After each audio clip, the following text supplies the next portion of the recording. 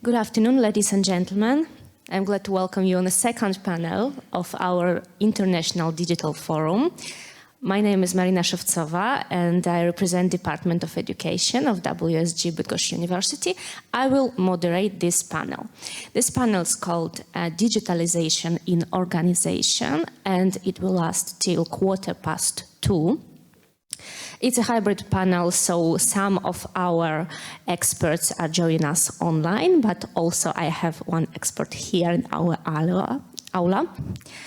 Let's start our panel, and first topic is digital transformation of the business processes of transnational companies. And I'm giving the floor to Professor Olena Trofymenko and Alona Leontovych. They are joining us online. Hello. Hello, greetings, dear colleagues and participants.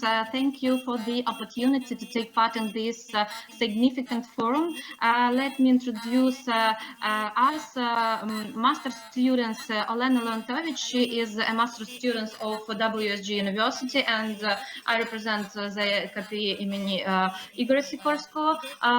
So Olena Leontovych will present our report on the topic digital transformation of the business processes of transformational companies. This is a part of our investigations in her master thesis. Thank you. Please, Alona. Dear scientific colleagues, I'm happy to see you all today. We can represent digital transformation of business processes of transnational companies. On the next slide, we can see keywords. They are digital transformation, transnational companies, and digital economy. On the next slide, this is a digital transformation in business allows for advantages in innovation, acceleration of the company's activities, and better contact with consumers and competitors. The modern stage of digitalization development has undoubtedly affected all spheres of society's life with the emergence of digital technologies, artificial intelligence, robotics, the Internet of Things, neural networks, quantum virtual and augmented reality, and etc. So what is digitalization and how does it play a crucial role in the development of companies? Digitalization is the introduction of digital technologies in board, since it means the transition of digital technologies, the transfer of information from analog to digital format for its further use, storage, and proceeding on electronic media. And from the economic point, digitalization is the penetration of digital technologies to optimize and automate operational processes, then increase productivity. Let's move on. According to research by International Data Corporation, it is forecast that by 2025 years, 65% of global GDP will be digitalized, and the volume of direct investment in digital business transformation will exceed $6.8 trillion from 2022 to 2027. Today, large financial flows from the world-leading countries are directed towards robotics, science, and innovation. The share of TNC funding reaches almost 90% of all investment in the innovation sector. In this regard, most production processes involve the use of modern robotic equipment that can perform more work and processes in a given time than a human. But also this has led to increased unemployment, changed the exciting technical structure in capital, and made it difficult to develop local technologies. In the next slide, I would like to emphasize that in the course of digitalization, modern TNCs are reorienting their spending towards increasing expenditures in the information technology and cloud services sectors and focusing on the creation of information centers. In particular, their sectors increase the efficiency of enterprises by improving data protection and analysis system, as well as the ability to remotely solve a number of production and management tasks. I'd like to show you a picture about companies' expenditures by industry over the past 3 years. Thus, in 2023 and 2025, total spending on information and communication service will grow by at least 5%, annually due to the expansion of the range of new technologies. The growth of traditional hardware, software and services will be driven by cloud and mobile devices and will maintain a stable share of total business spending. The next slide. As a widespread use of digital technologies leads to increased labor productivity, reduced business cost, makes information publicly available, and reduce barriers to entrepreneurs' entry into new international markets, which has a multiplier effect on the economy as a whole. With this in mind, many countries are developing and entrepreneurs a range of measures aimed of strengthening the digital development vector. In this regard, two new trends are extremely important. First, the transformation of data into digital intelligence and the emergence of a data value chain. Secondly, the monetization of data, which leads to a structural transformation of the global economic system, creating new wealth and prosperity. In the next slide, conclusion. Not only companies and firms, but also governments must adapt their business conduction as the main guarantors of reliability and stability in the areas of destruction value, the scale of technological modernization, and much more. It is worth nothing that the emergence of supremacy in the relationship between TNCs and national economies is impossible. Thus, on the one hand, when implementing their global strategy, TNCs have to take into account the local peculiarities on the country where they conduct their business activity. In turn, for the country in which they operate, TNCs are the main channels through which globalization processes take place. Thank you all for your time and attention.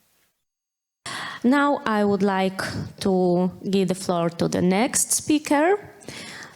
Doctor of Philosophy Roman Godlewski will present the topic known of currently being conducted projects for AI could lead to building a really thinking machine. My name is Roman Godlewski. My background is philosophy. I'm an independent scholar from Bydgoszcz, Poland. And what I will try to present is this thesis that none of currently performed projects in AI may lead us to a thinking machine, really thinking machine. Oh yes. My interest in artificial intelligence comes from philosophy of mind and psychology. Because intuitively speaking, you may think that if one can create an artificial intelligence, so it means that he understands what is intelligence, and and intelligence is connected with the mind. So you could intuitively think that one can create an intelligence. He understands intelligence and he understands what is the mind. So you see from intuitive point of view that seeking for artificial intelligence may be in the same time seeking for understanding what is the mind. So you may see it as a basic psychological research. And that is what really philosophers, and not only philosophers, also engineers, thought sometimes ago, sometimes after first really well-functioning computers appeared in the 50s and early 60s. For example, Mr. Newell and Simon, and they wrote such an article. Those are not their words, but this is my summary. They really believed that if a program that behaves intelligently were created, its cybernetic structure would be the same as cybernetic structure of the mind. And they, in that article, they explicitly say that recreating human activity by a program would be a way for a psychological research. That is what they really thought. Oh, not that way. So we really have what I call a programmistic program in psychology, such a research program. And the basic idea is that if you create AI, you explore the human mind, really.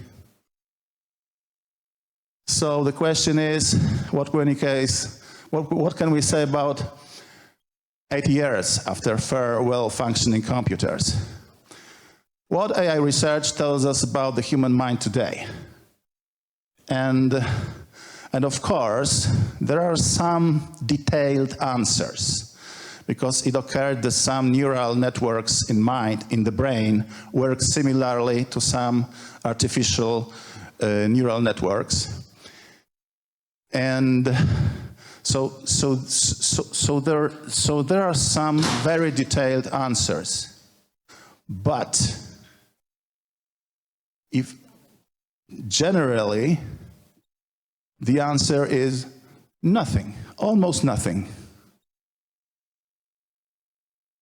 If you search for the essence of the mind, I don't mean some neurological questions. I mean, if you search for explanation of such features of the mind like understanding, ability to criticize one's own ideas and actions, what I call criticality, creativity, spontaneity, and the last one, which from my point of view is the mother of all the rest, ability to manage one's own cognitive activity according to one's own will. Because from my point of view, the basic feature of a really thinking being is that he himself decides what he thinks about and what is his cognitive activity. He decides it upon his own will. And if you take the goal of psychology like this, so artificial intelligence research tell us exactly nothing. And the reason of this is that behavior structure problem, you can also call it equation, behavioral structural equation, have some unintuitive solutions. If you take an organism, so you may ask what's the relation between its behavior and its internal structure. And we intuitively think that if an organism executes intelligent behavior, so it will be internally intelligent too. So this is the same idea that, for example, Mr. Newell and Simon, they thought that if a program would be behaving intelligently, so it would have to be internally intelligent too. But the problem is that this is not the truth. The problem is that if you take such equation, intelligent behavior and what is inside, so the most probable solution is that internal structure is totally unintelligent. To obtain a really thinking internal structure, it is a very rare case. Usually you obtain something that I call intelligently behaving unintelligent beings, shortly IBUBs. Yes, usually you obtain IBUBs. If your research is based on such an idea that we replicate intelligent behavior and look what will be the internal structure. Usually we find out that the internal structure is non-intelligent, so intelligent behavior doesn't equal to intelligent internal structure. And that was for the first time very explicitly shown by Mr. Ned Block in his article from 1981 titled Psychologism and Behaviorism. He projected in that article a machine that he called an intelligent machine, and the goal was to pass the Turing test, the famous test for intelligent machine. And I have no time here to exactly introduce that project, but it was obvious that the machine is not intelligent, but can easily pass the Turing test. The general idea was that in its memory, the machine had included all possible intelligent conversations that are possible, for example, lasting for an hour. The set of such conversations is finite. And intelligently conversating, you would say, the machine, without any understanding the words, is searching in its archive for the given conversation which is being conducted, and it's following to the scheme, the conversation. So it was for sure for Ned Block that machine is not thinking, because only following the conversation according to the archive without any understanding. But the conversation is intelligent because it's one of intelligent conversations. So it's obvious that programmistic programming psychology is a mistake. It's not possible that trying to replicate intelligent behavior, we will obtain a really intelligent structure, and then we will understand what is intelligent and what is mind. And the problem is that modern experts are not aware of the fact.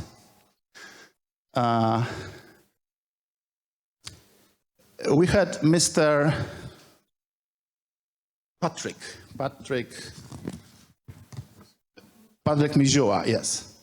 He's, let's say, an expert, and he really said that if you take LLM, a large language model, as some chatbots today, so they are for sure not intelligent because they are trained to follow the text.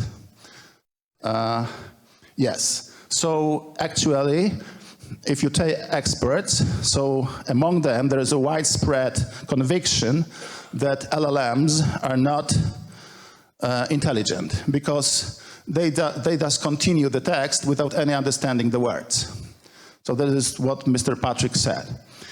But if you take not only word or utterances processing programs, but programs that can process pictures, process camera footage, process steer with a robotic arm, for example, if you take the problem of manipulation in the world, manipulation in reality, so surprisingly, experts doesn't know that it doesn't solve the problem. There is a list of researchers, such like, I put a list here, some famous names, Rollo Carpenter, who made the program Cleverbot, and Mr. Blesa, which is one of the main engineers in Google responsible for artificial intelligence, Ms. Bender and Mr. Kohler, which wrote very famous article about artificial intelligence and limitations of artificial intelligence, and Mr. Gary Merkers, which is also a professor which is working on artificial. They all think that if artificial intelligence were able to manipulate in the real world, so it had to be intelligent. But unfortunately, it's not the fact. Unfortunately, the fact is that the reasoning that NetBlock made upon chatbots and with archive that connects all possible intelligent conversations, exactly the same reasoning you can make about, you could say, dialogue with the world, which is based on impulses from the world. So these are your utterances of your interlocutor, and actioning in the world, which are your utterances in your interlocutor. And from that point of view, even if a machine is manipulating intelligently in the world, still the reasoning is the same and the result is the same. It will not change nothing. It is possible that there would be machines that intelligently act in the world and still are not intelligent. Yes, intelligent manipulation in the world doesn't equal intelligent structure.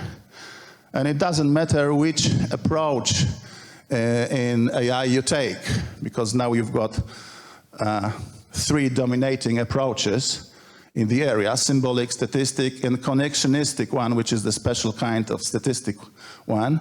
All they are based on the behaviorist methodology. So they take as the basis of their research the behavior, and they don't care about the internal structure. So that is why they obtain IBOBs. Yes. And that was my thesis, which I tried to show that is true.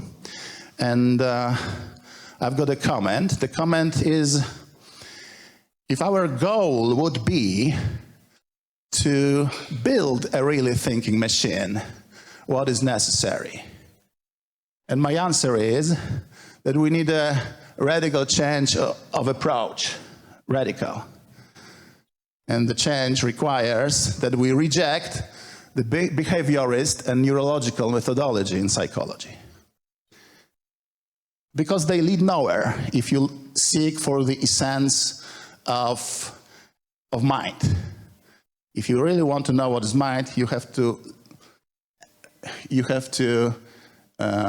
leave that, reject that methodology.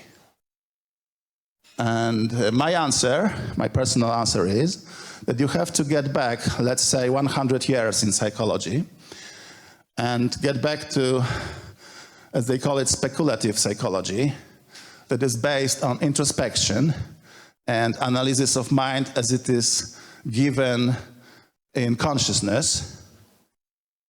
And of course, that needs to be done in a close relationship with behavioristic and neurological research, because there's lots of scientific data, and that introspective psychology has to be in agreement with the data. But behaviorism and neurology may be only a support for the research. Maybe only a support of the research, not the core basis. The core basis must be of a very different kind. Thank you. The next presentation is AI development and its challenges to authors' rights. So we will talk about authors' rights, and I'm giving the floor to Dr. Andrius Juskys, who is with us online. Hello. So thank you to be introduced as a representative of the University of Lucerne. Actually, Lucerne University is my alma mater, and I'm representing another institution, Vilnius Collegia University of Applied Sciences, where I work as associate professor. I'm also practicing attorney at law here in Lithuania and work a lot with artists. Also at Lithuanian Music and Theatre Academy, I work as associate professor. So today I would like to talk with you, just discuss or to raise a few important questions related to artificial intelligence development and its challenges to the author's rights. And I would like to start my presentation from the questions. If you use artificial intelligence to create something, whose intellectual property it is? Yours, artificial intelligence, or the owner of the content of the artificial intelligence was trained on? So, and I would like to start my introduction from showing a few of artworks, probably well known, and these are most expensive artworks sold. So you see the sculpture of Giacometti, you see Da Vinci painting, and you see Andrius Gursky photography. So, and probably there are no questions that these artworks are protected. So maybe we have also to discuss about other forms of art. For example, one of the artworks, a banana, which was taped on the wall and was sold for $120,000, was eaten by one of the performance artists, David Datuna, in one of the exhibitions at Art Basel. And it raised a lot of questions. Okay, so now is the artwork destroyed? So is there no more art? Are there no artwork left? The answer was that the artwork still exists, because it is. We have to take into account that it is intellectual property, which is protected. So as we observe, the artificial intelligence is more and more used for creating artworks. And one of the examples, well-known example, is a portrait of Edmond de Bellamy, which was generated by artificial intelligence and later sold at Sotheby's auction for almost $500,000 US. So another also interesting example is artwork created by Berlin-based artist Boris Edgalsin, which was even awarded in the Sony World Photography Awards for hunting black and white image entitled as The Electrician. But this artist, he handed back the prize at London Award ceremony in April, saying that thank you for selecting my image and making this a historic moment, as it is the first artificial intelligence generated image to win a prestigious international photography competition. So we see these artworks as protected artworks, and the question is when the protection for a work is granted. And the main criteria is that a work must be original. And in copyright, originality relates to expression of thought and not to be underlying idea or thought. However, the exact meaning of originality under the copyright law differs from country to country. And if we take, for example, well-known decision of the Court of Justice of the European Union, the court has declared in one of the landmark decision, InfoPack, that copyright only applies to original works, and that originality must reflect in the author's own intellectual creation.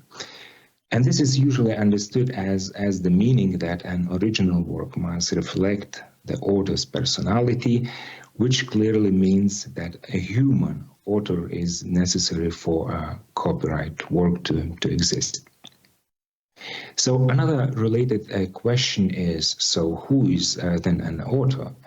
And an author is a natural person, and copyright protection is granted to human creators and not machines or algorithms. Machines, as in my slides shown, humanoid Sophia. So, and because it would be otherwise, we should think about the rights of animals too. This is one of the examples, and there was a lawsuit for using the photography of a monkey, which which has stolen a camera from a wildlife photographer and made its selfie. So. As we probably know, dolphins can also draw nice pictures. So, and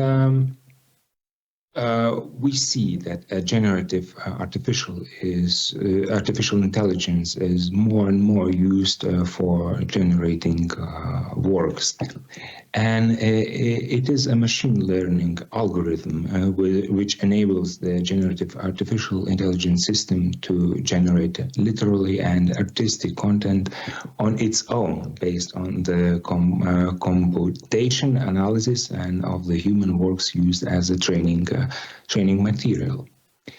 So probably you know these programs are used for creating the content in creative industries, for music, paintings, pictures, and audiovisual works.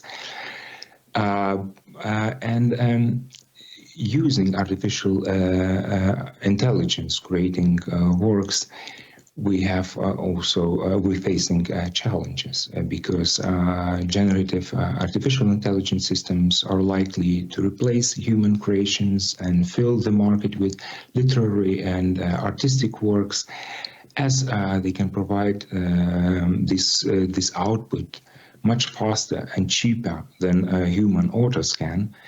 The latter might find themselves facing a shrinking market share and loss of income. So it's also a very important problem to be underlined. So, and this development, of course, has a broader societal dimension. So, which impact has artificial intelligence on copyright? Traditionally, copyright ownership of computer-based artwork has not been disputed, as the software was just a tool assisting in the creative process, like pen and paper. And creations can be copyrightable if they are original, and most definitions of the originality require the author to be human. And with the latest types of artificial intelligence, a computer program is no longer a tool. It actually makes many of the decisions related to the creative process without human intervention. So, in this context, there are questions. Who owns copyright? Can I protect the content I create as a work? Who is liable for copyright infringements? Does the artificial intelligence have the right to use my works? So, and these challenges, like I mentioned, for example, the determination of the author of the work, courts at the moment, this problem is not so huge because courts worldwide have been consistent in rejecting the possibility of granting rights to AI. And the protection of the moral rights of the author is another important issue, because the moral rights of the author are related to the rights that protect the integrity of the work and the author's rights to be recognized as the author. And the protection of works created by AI. AI can be used to create works that are indistinguishable from works created by humans. And this, of course, possesses challenges protecting AI-created works from piracy and counterfeiting. So just making dividing these challenges, we can divide into branches.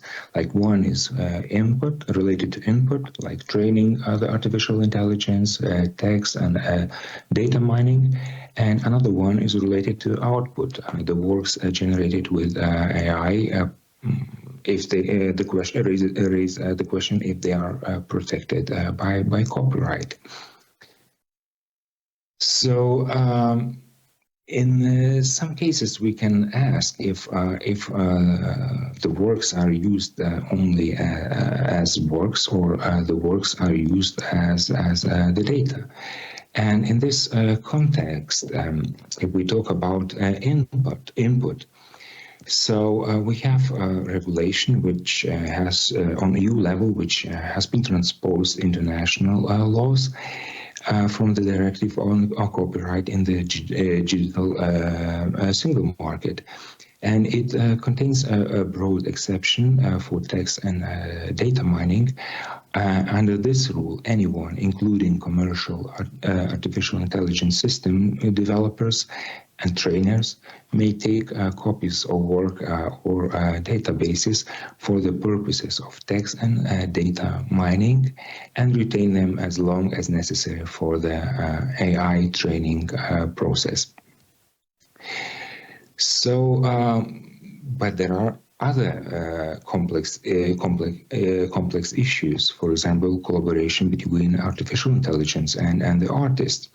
So in this context, if a machine and a human work together, and it is possible to separate that each of them has done, then the human part will be protected as author's rights. And if contributions, for example, are very intertwined, the protected part needs to be an authorial kind of contribution. So if we follow the practice, for example, of US Copyright Office, there is no copyright protection for works created by non-humans, including machines. Therefore, the product of a generative AI model cannot be copyrighted.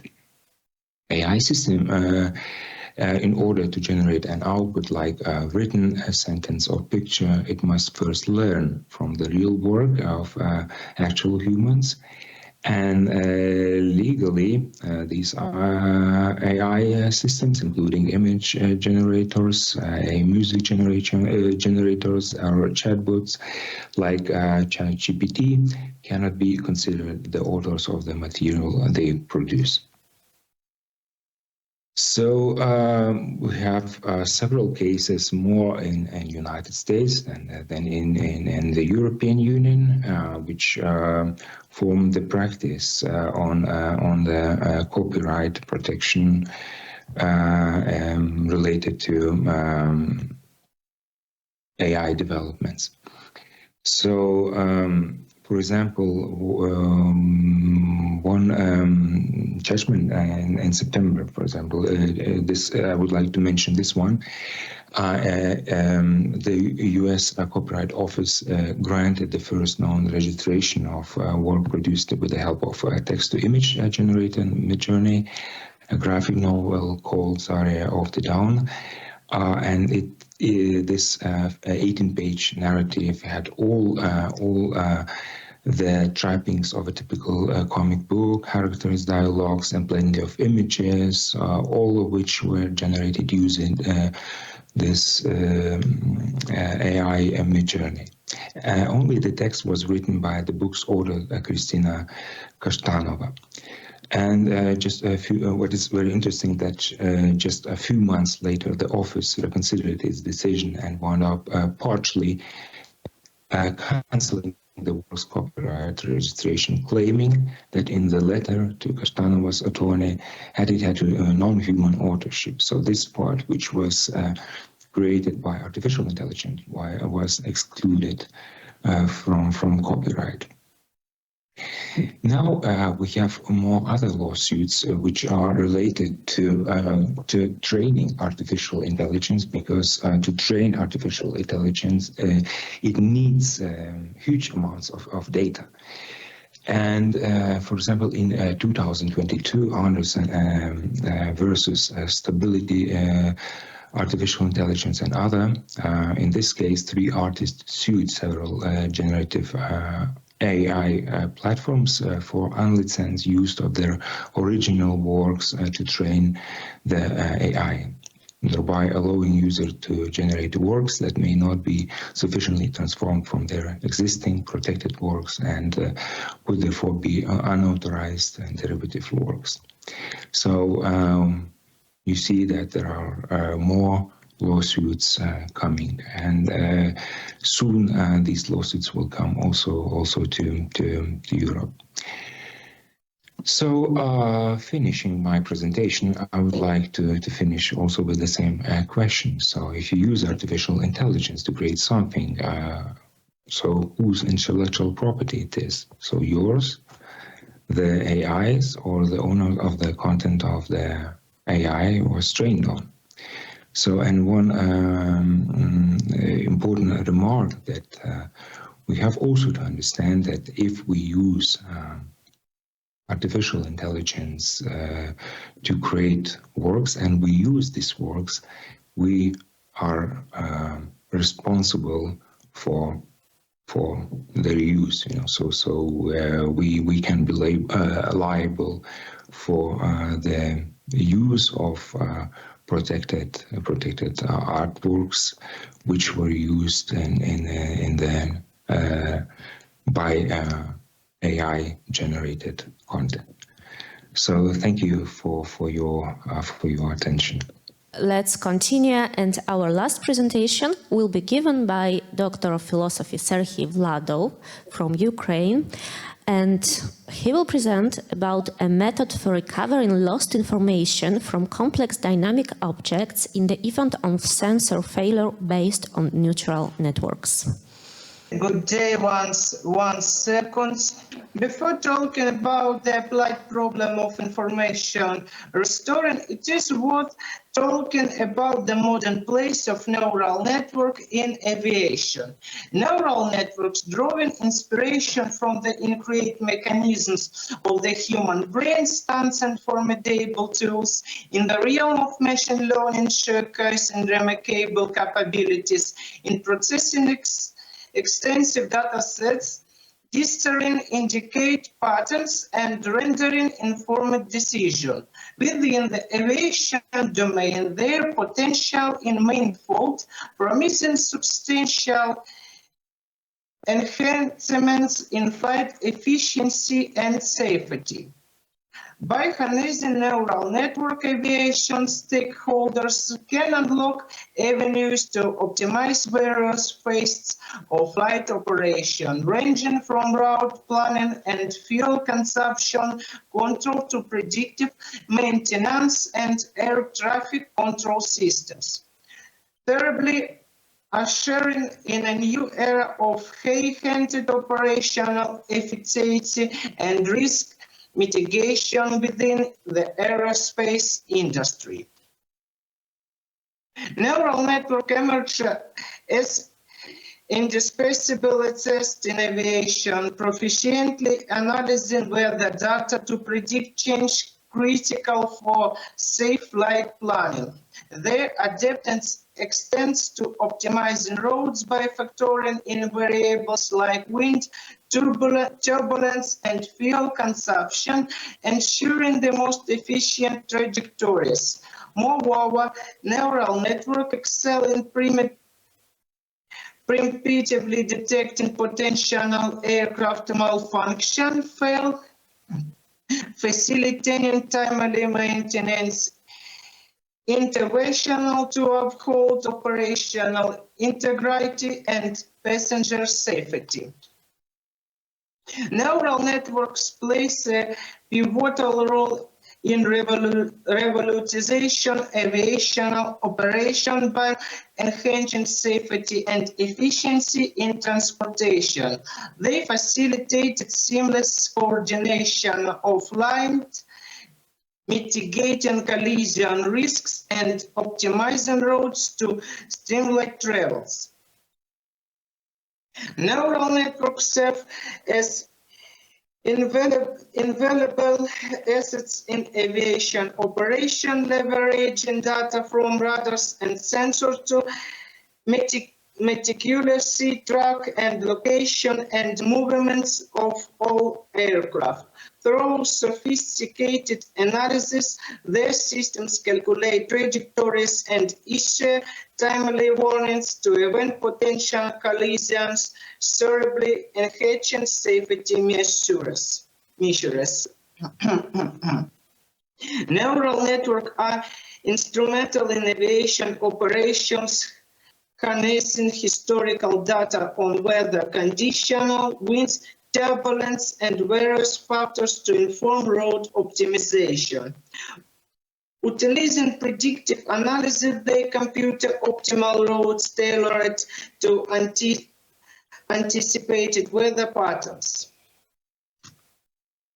Neural networks stand at the forefront of weather predicting in aviation, meticulously analyzing data from a myriad of sources, including weather stations, satellites, and radars to provide precise weather predictions.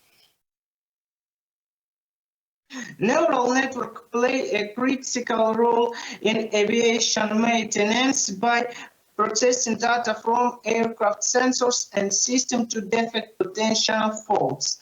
Through sophisticated analysis, they predict faults before they manifest, enabling proactive maintenance planning and minimizing aircraft downtime. This streamlines approach not only enhances operational efficiency but also facilitated conditions improvement of maintenance processes, ensuring optimal performance and safety standards within the aviation industry.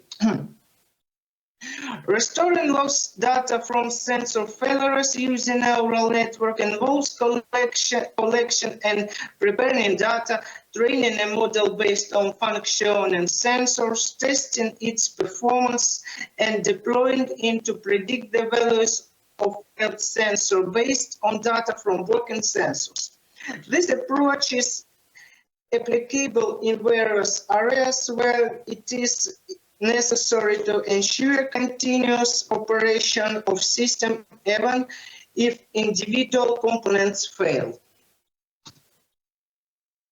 This slide simulated the failures of one of the standard sensors of the TV3117 turboshaft helicopter's engine. A virtual installation was created in the LabViewer software package. We simulated a system with 3 sensors: gas generator rotor RPM, D2M, free turbine rotor speed sensor G1M, gas temperature in the compressor to front turbine, 14 dual thermocouple steam. The diagram of lost information restoring of neural network in event of failures of one of the standard sensors of the TV3117 turboshaft engine on the example sensor of the gas temperature in front of the compressor turbine. In shown in top right figure, The restoring lost information process diagram from the onboard system for monitoring and diagnostic sensors of the optimal binaural network in case of single failures of the sensor. The disconnection is shown in bottom right figure, where white line parameter value, green line restored signal value using neural network, red line parameter value obtained from the sensors. Neural network represents a cornerstone in aviation, offering unparalleled accuracy in tasks ranging from weather prediction to fault detection. The integration profoundly optimizes aviation processes, leading to heightened productivity and cost reduction. Moreover, neural network play a pivotal role in enhancing flight safety by preemptively avoiding potential incidents. As technology advances, the application scope of neural networks in aviation is poised to expand with future promising continued advancement in safety, efficiency, and operational excellence within the industry. Thank you for attention. Okay, it was the last presentation from this panel, so now I think we can start our discussion session. So I have the first question, but the question to you. Do you have, dear participants, any questions to our panelists? Maybe someone online?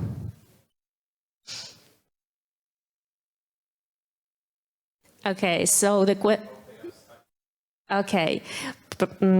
Godlewski has a question, and I will give you the microphone.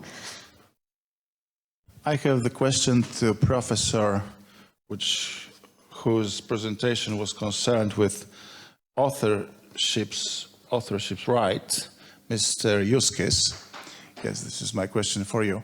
My question is, what is the real argument of the court when they don't give the copyright to an author that made, for example, a picture with artificial intelligence? For example, I saw a picture which was made with the program made by OpenAI. I don't remember the name, DALL-E or something like that. And that was made with such a request. Make a picture of a cosmonaut riding a horse in realistic manner. And the picture was really good, I would say. That was really funny. And the question is, why the court cannot give the copyright for such an author? And my sub-question is it the case that when you make such a request, so it is too easy, you would say, to say something like that?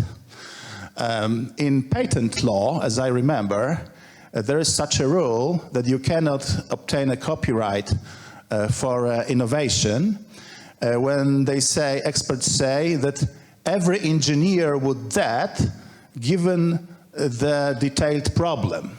So you cannot obtain copyright for such an innovation that everybody would that. So is this the line of argumentation that everybody could say, make a cosmonaut riding a horse in a realistic manner, and this is too easy to obtain a copyright? That's my question. Thank you. Thank you very much. It's a very interesting question, but also very complex one. Because probably this interaction between a human being and artificial intelligence, the result of this cooperation, we have to assess on case-by-case basis. So if it's only, a few words you write in the chatbot, of ChatGPT to create something, probably it will be not your authorship, so it would be not considered as yours. So, but in this case, what is interesting, because you are typing words, so probably the sentence you're typing, it may be protected as literary work. As I mentioned, we have to assess on case-by-case basis, because we have more and more projects where artificial intelligence and human beings interact. So one of the possibilities, if we can separate what is done by artificial intelligence and what is done by you as a human being, so it will be protected your part. So if it's not possible to make this distinction, but still you can prove that it was your intellectual input, and it meets the criteria of originality, so it could be also protected by as artwork by copyright. But as I mentioned, so now the decisive elements are that something has to be created by a human being, and it has to meet the criteria of originality. So it has to be original work. Thank you very much for your answer. Okay, so maybe I will continue some questions about this author's rights and AI. In your presentation, you told about the role of artificial intelligence, and you told that it's not only a tool now, yes? Some people compare artists, for example, compare artificial intelligence to brush and say that it's only a tool, yes, like a brush, like a painting, like anything, yes, the paper that they use, but the idea is from the human mind, but it's not a tool anymore, but not the author yet. So, to be honest, what is it? What we can say about the role of artificial intelligence? It's not a tool, but not an author yet. So what is it now? It is something in between, because still we have to understand that artificial intelligence need a lot of data to be trained. And on the one hand side, the AI uses copyright-protected works. So on the other hand, we have the result, which is not something created by the human. So but still based on the data which was created by human. So. For example, the good example, the painting I have shown in my presentation, which was also sold, as a painting, but not copyright protected. So still, the legislation is coming, and probably in the future we'll see, but. What we have to understand that copyright-protected works have to be created by human beings. And in this context, we have to assess what is my input into creating, what is my intellectual input in creating something.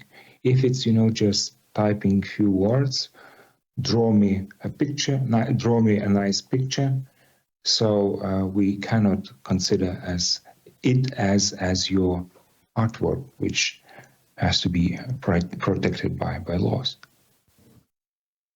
Thank you. Yeah, okay, exactly. It was my next question, but you already answered it about the law. Yes, for now we don't have any regulations that will give these rights to AI, and we cannot imagine them to appear now or soon. But as you told, yes, maybe the time will show us what happens, and maybe in future, yes, our law will change. But I think here we have the connection with the topic of Professor Godlewski, yes, that really thinking machine maybe will need to have these others' rights, but for now we have only machines that repeat something they saw before, yes, and mix it.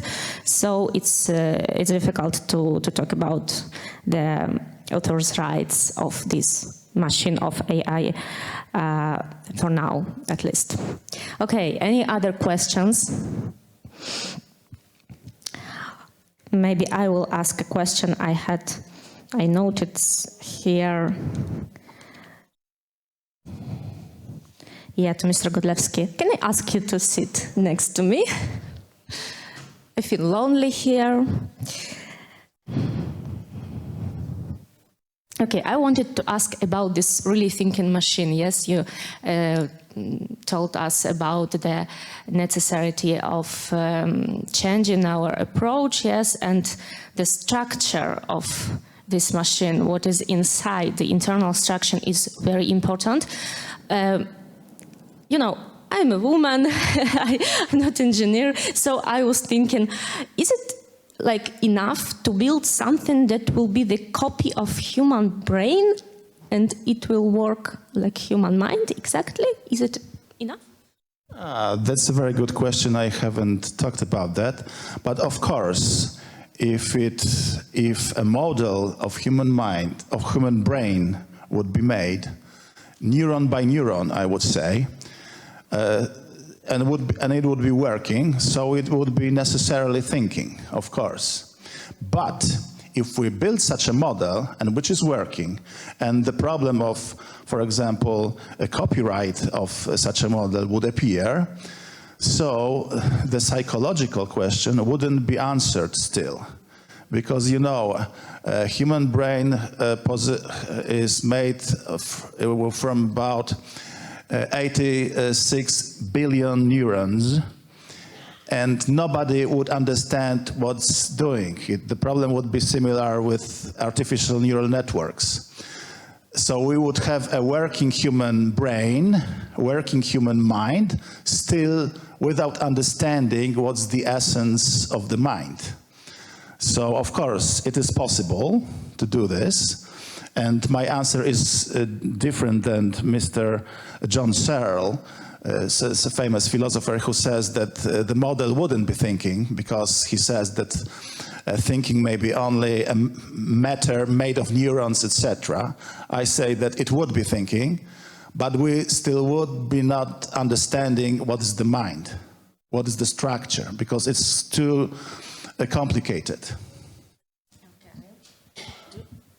Do you think it's possible for humanity at all to understand deeply and maybe 100% what is mind exactly?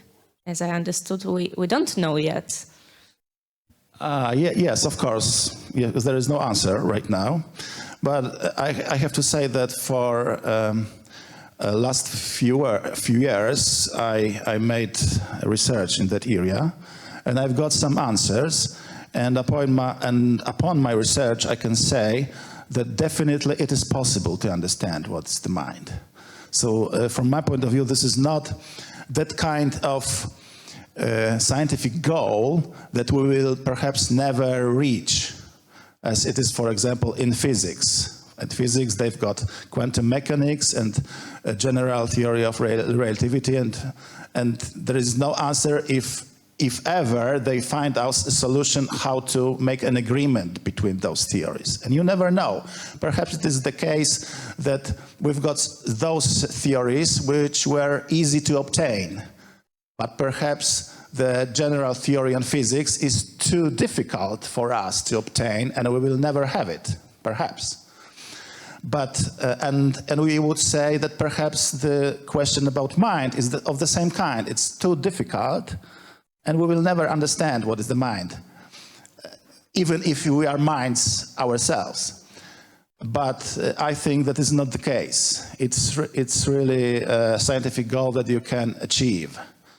And I've got some ideas that I haven't talked about today, but I think that it's possible. Okay. Thank you for the answer. Maybe any other questions here or online from our participants? Would we like to continue our discussion about it? Yes, Mr. Vladov, are you with us? Are you still with us here? Mr. Vladov? Okay, no answer.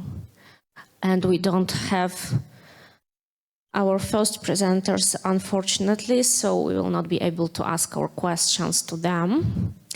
Okay, maybe one more question from me to you. Yes.